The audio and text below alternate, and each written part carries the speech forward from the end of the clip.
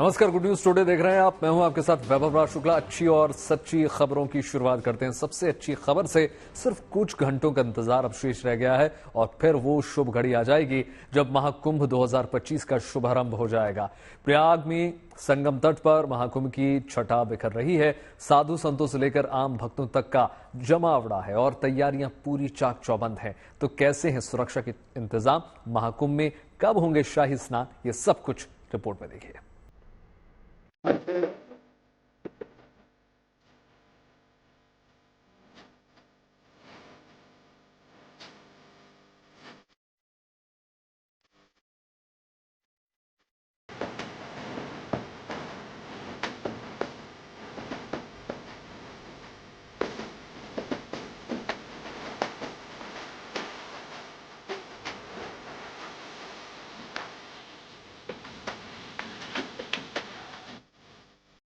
हजारों एकड़ में फैला कुंभ का मेला क्षेत्र, हर तरफ आस्था, भक्ति और श्रद्धा के अनूठे, अलौकिक और अद्भुत रंग। धर्म नगरी प्रयागराज में गंगा, यमुना और अदृश्य सरस्वती के अद्भुत और अलौकिक संगम पर आस्था का सबसे बड़ा पर्व महाकुंभ का आयोजन होने जा रहा है। आस्था, विश्वास, सौहार्द और संस्कृतियों के मिलन का पर्व है कुंभ। ज्ञान, चेतना और उसके परस्पर मंथन का नाम है कुंभ। चंद घंटों का इंतजार शेष है, चंद क्षणों की प्रतीक्षा मात्र है। एक बार फिर समय का चक्र उस अद्भुत और अलौकिक घड़ी को ले आया है जब 12 साल की प्रतीक्षा का अंत होगा और दुनिया भर की साधु, संत और भक्त आस्था और श्रद्धा के सागर में डुबकी लगाएंगे। प्रयागराज में महाकुंभ की शुरुआत होने जा रही है, यानी कुछ घंटों का वक्त बचा है, लेकिन श्रद्धालु पहुंचने शुरू हो गए हैं। हम इस वक्त महातीर्थ प्रयागराज में हैं और देखिए जो श्रद्धालु हैं, यानी कि पहली स्नान के लिए लोगों का तांता लगना शुरू हो गया है। पूरे प्रयागराज में सुरक्षा के जबरदस्त इंतजाम हैं। ये जो ये जो पीपा के जो पुल बनाए गए हैं, जो पॉन्टून पुल हैं, उस पर सिर्फ और सिर्फ पैदल चलने वालों को इजाजत। जिस तरीके से तकरीबन 40 करोड़ लोगों के यहाँ आने की उम्मीद जताई जा रही है, लगता है इस बार भी ये महाकुंभ एक महा रिकॉर्ड की तरफ बढ़ रहा है। हिंदू पंचांग के अनुसार पौष माह के शुक्ल पक्ष की पूर्णिमा तिथि को पौष पूर्णिमा होती है। ये पौष मास की शुक्ल पक्ष की अंतिम तिथि का नाम है और इसी तिथि पर हर 12 साल बाद महाकुंभ का आयोजन होता है। मान्यता है कि गंगा, यमुना और सरस्वती के संगम पर पवित्र स्नान न सिर्फ तन बल्कि आत्मा को भी पवित्र कर देता है।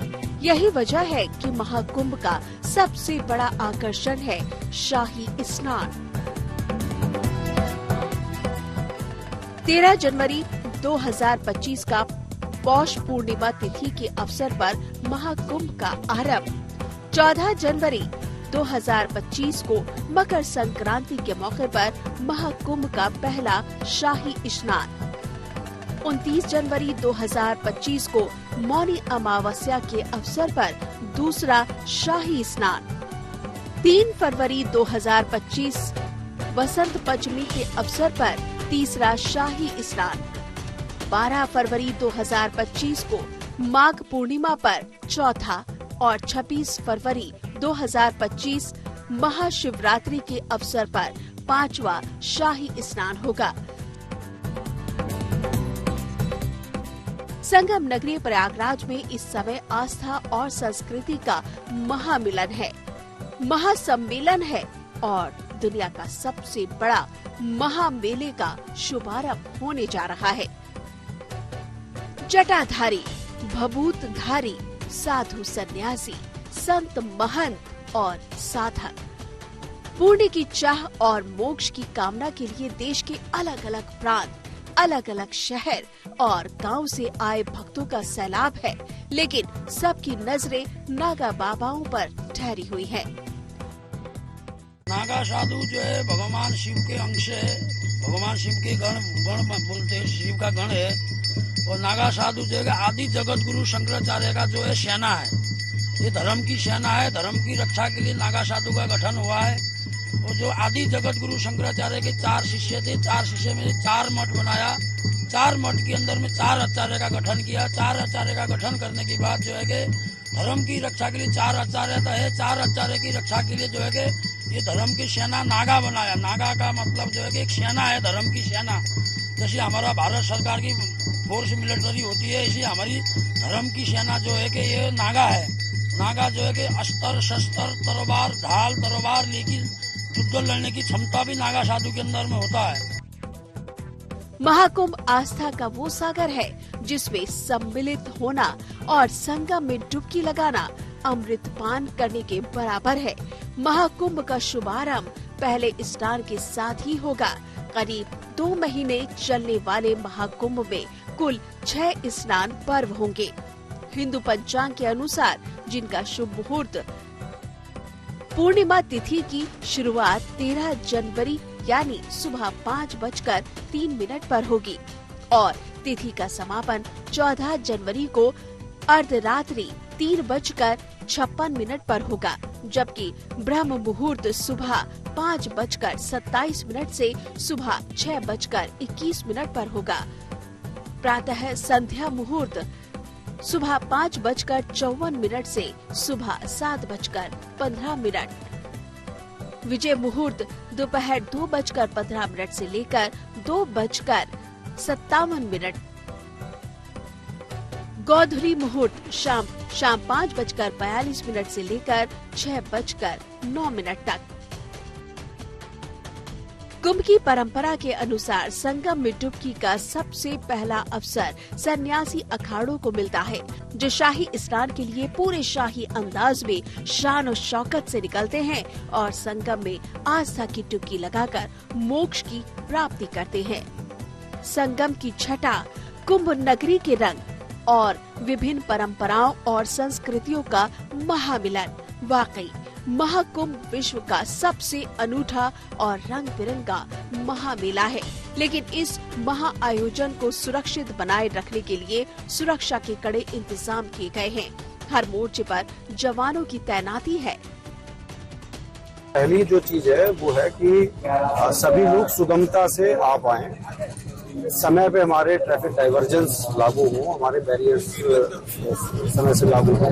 फोर्स हमारी मौके पे सब जगह तैनात है और हम लोगों का प्रयास है कि भीड़ का दबाव लोगों को ना झेलना पड़े।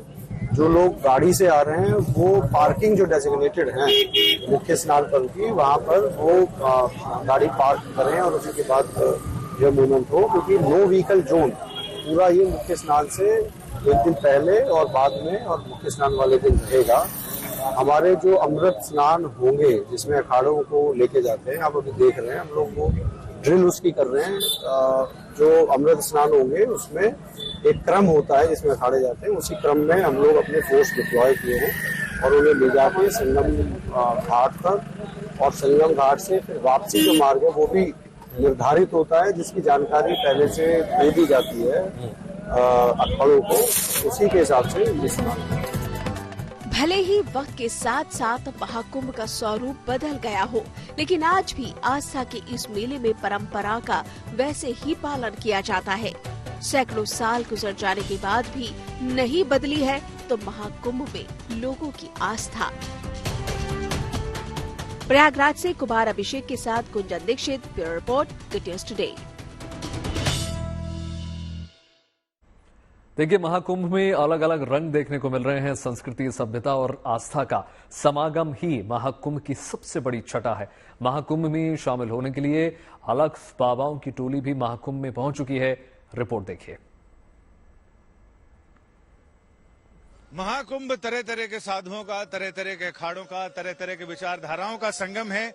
यानी इन्हें अलख्या बाबा बोलते हैं और ये अलख निरंजन वाले बाबा हैं और ये खप्पर लेकर निकले हैं भिक्षाटन के लिए। यानी गुरु गोरखनाथ की परंपरा के ये बाबा हैं। इनको लोग अलख्या बाबा कहते हैं। दूर से ही इनकी अलख निरंजन सुनकर लोगों को समझ में आ जाता है कि अलख्या बाबाओं का समूह आ रहा है और ये अखाड़े अखाड़े सब जगह जाते हैं, हर जगह जाकर ये दान लेते हैं, तो ये अलग जगाते हुए चलते हैं, इसलिए लोग इन्हें अलख्या बाबा कहते हैं। जब भी चलते हैं तो ये अलग जगाते हुए, नारे लगाते हुए, जय जयकार करते हुए चलते हैं, यानी दूर से ही लोगों को पता चल जाए कि बाबा जी पधार रहे हैं। कैमरामैन संजय के साथ संजय शर्मा, तीर्थराज प्रयाग। देखिए, आस्था के महाकुंभ में देश ही नहीं बल्कि दुनिया भर से भक्तों और श्रद्धालुओं की भीड़ उमड़ रही है। भक्तों की इस भीड़ में सेवा भाव भी अहम है। अलग अलग समाजसेवी और धार्मिक संस्थाएं भक्तों के लिए भोजन का इंतजाम कर रही हैं। देखिए, ऐसा ही एक विशेष कैंप जहां पर सबके लिए भोजन तैयार किया जा रहा है। हम पहुंच चुके हैं इस्कॉन के महाभोग की महापाकशाला में, जहां भोग का निर्माण किया जाता है और फिर सुबह शाम दिन भर यहां पर भक्तों का तांता लगा रहता है। अनुमान के मुताबिक 2.5 लाख से ज्यादा लोग दिन में और 2.5 लाख से ज्यादा लोग रात तक प्रसाद पाते हैं। ये 2.5 लाख लोग प्रसाद पा रहे हैं और ये कैसे संभव आप लोगों ने किया? तो आप यहाँ पर देख सकते हैं कि यहाँ पर हमने 3 सेगमेंट बनाए हैं। एक सेगमेंट है जहाँ पर ऑटोमेटेड तरीके से रोटी बनाई जाती है।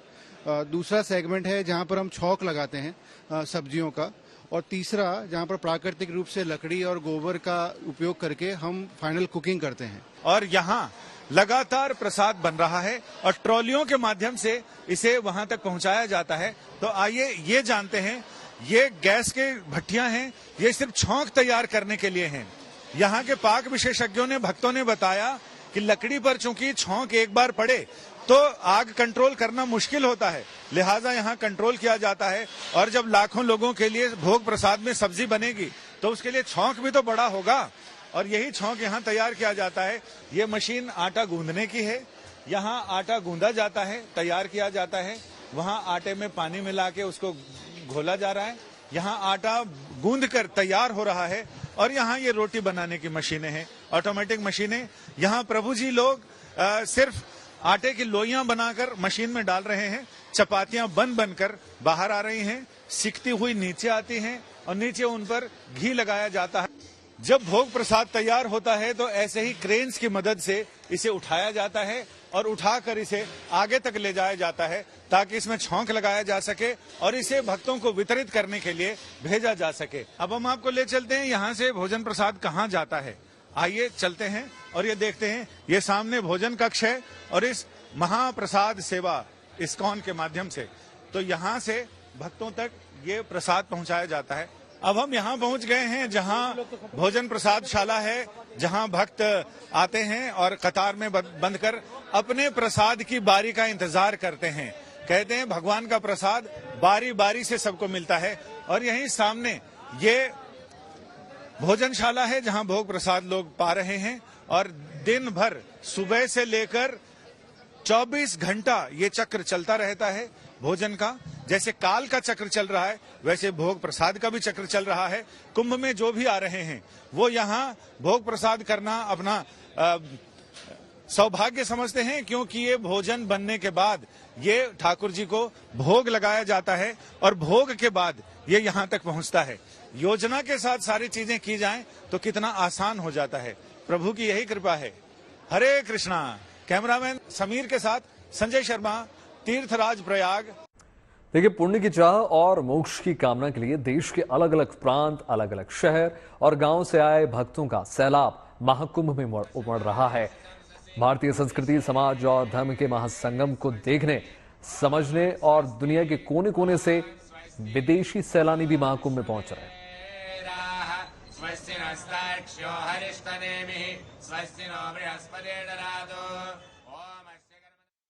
त्रिवेणी के पावन तट पर लगे आस्था जन समागम में पुण्य अर्जित करने की कामना को लेकर देश विदेश से करोड़ों लोग महाकुंभ पहुंच रहे हैं।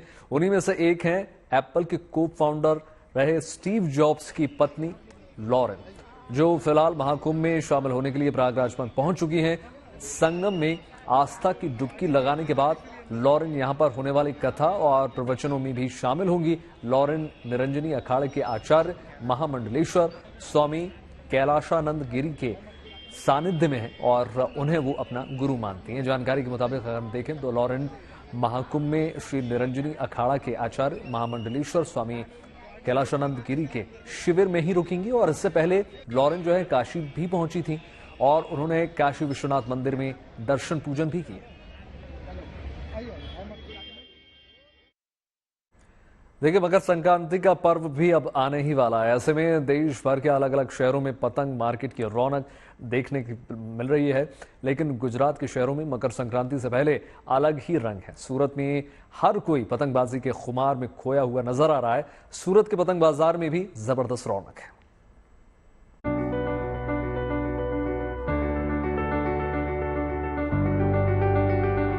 मकर संक्रांति का पर्व हो और पतंगों की रौनक ना हो, ऐसा कैसे हो सकता है? वो भी बात अगर गुजरात की करें तो नजारा और भी दिलकश हो जाता है। मकर संक्रांति से पहले गुजरात के अलग अलग शहरों में पतंगों की रौनक दिखने को मिल रही है। अलग अलग रंग और डिजाइन की पतंगे इस समय मार्केट में मौजूद है। रंग बिरंगी पतंगों से बाजार और गलियां पटी पड़ी है। दुकानों पर तरह तरह की पतंगे लोगों को लुभा रही है। इनमें अलग आकार और अलग अलग रंग की पतंगे भी मौजूद हैं।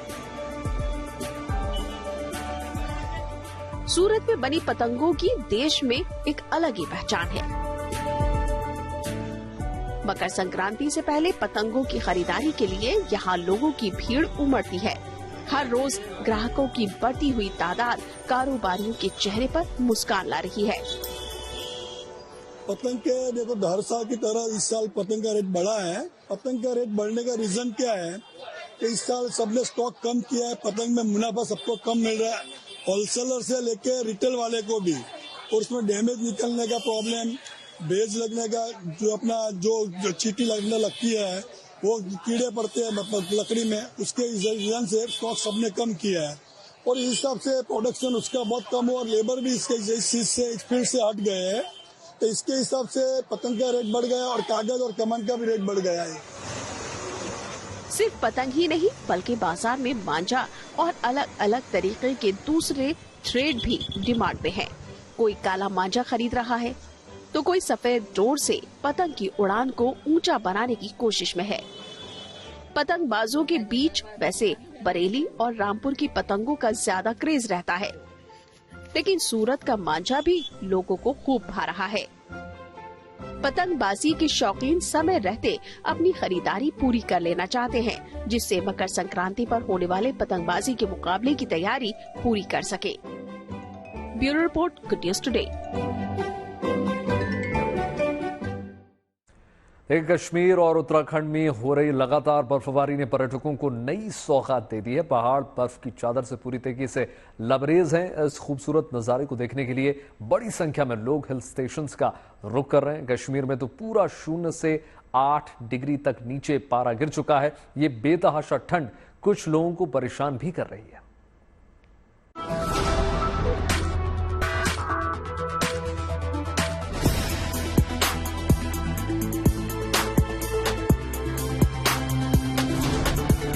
बर्फ से ढकी पहाड़ियां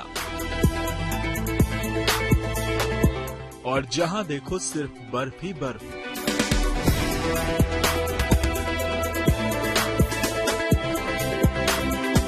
कश्मीर में पिछले कुछ दिनों से हो रही लगातार बर्फबारी ने पर्यटकों को खूबसूरत नजारों की सौगात दी है। दूर दूर से आए लोग कुदरत के इस अनोखे श्रृंगार का लुत्फ उठा रहे हैं। हालांकि बर्फबारी की वजह से पारा तेजी से लुढ़का है और कश्मीर के कुछ इलाकों में तापमान 0 से 8 डिग्री नीचे आ गिरा है। झीलें और तालाब जमने लगे हैं और अभी आने वाले दिनों में भी ठंड के ऐसे ही तेवर बरकरार रहने वाले हैं। मौसम विभाग का कहना है कि फिलहाल आने वाले 3 दिन के दौरान इसी तरह रात का तापमान 0 से नीचे जो है जाएगा, जबकि दिन के तापमान में कुछ सुधार होगा। और अगले हफ्ते एक बार फिर कश्मीर में एक नई वेस्टर्न डिस्टर्बेंस की शुरुआत होगी, जिससे आसमान में जो है बादल जो रह जाएंगे और साथ ही साथ पहाड़ों पर बर्फबारी का एक नया दौर शुरू हो सकता है।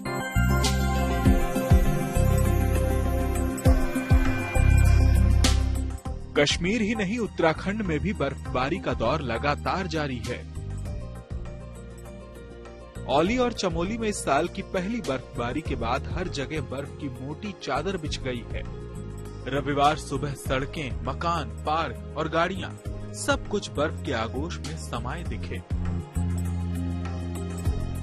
वीकेंड के चलते बड़ी संख्या में इस समय पर्यटक औली का रुख कर चुके हैं और आज जब बर्फबारी हुई तो हर किसी के लिए यह बड़ी सौगात साबित हो रही है। साल की पहली बर्फबारी और इस बार जब इस सीजन की बात करें तो पहले ही बर्फबारी औली में हो चुकी थी, जहां पर्यटकों को अभी जमकर बर्फ देखने को मिल रही थी। वहीं ताजा बर्फबारी के बाद औली की तस्वीर पूरी तरह से बदल चुकी है।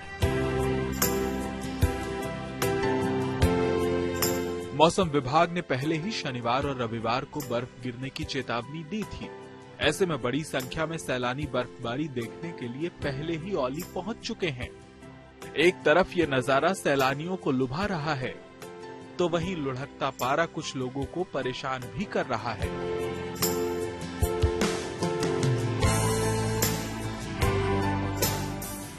नैनीताल में भी इस साल की पहली बर्फबारी के बाद पहाड़ों की खूबसूरती और निखर गई। नैना पीक और टिफिन टॉप स्नो व्यू जैसे ऊंचाई वाले इलाकों में अच्छी बर्फबारी देखने को मिल रही है। निचले इलाकों में भी बारिश हुई और आने वाले दिनों में नैनीताल के निचले इलाकों में भी बर्फ गिरने के आसार हैं। चमोली से कमल नयन सिलोड़ी और नैनीताल से लीला सिंह बिष्ट के साथ श्रीनगर से अशरफ वानी, गुड न्यूज टुडे।